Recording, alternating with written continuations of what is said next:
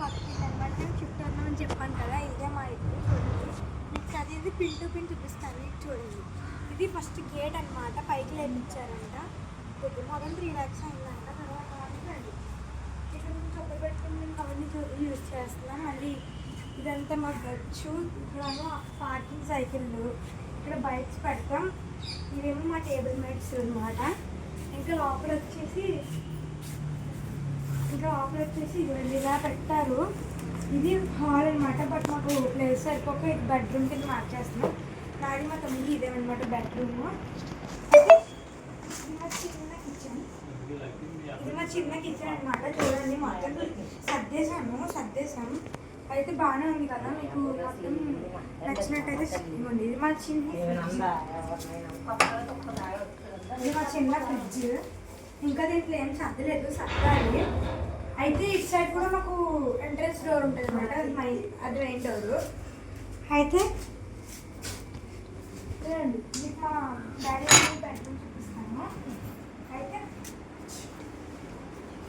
ఇదేనండి మా daddy mummy bedroom. బాగుందా అండ్ ఇది మా బీరు అనమాట.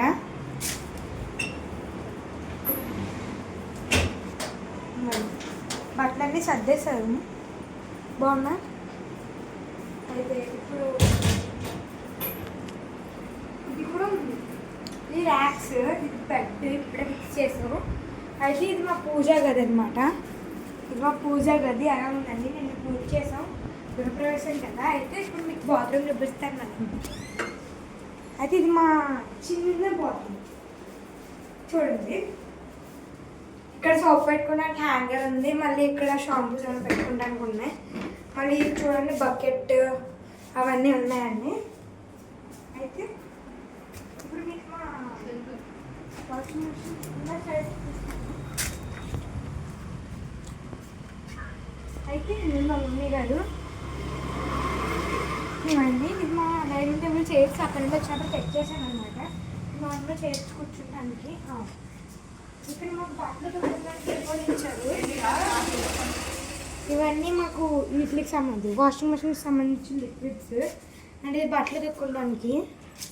అండ్ ఇదేమో అనదర్ బాత్రూమ్ అనమాట.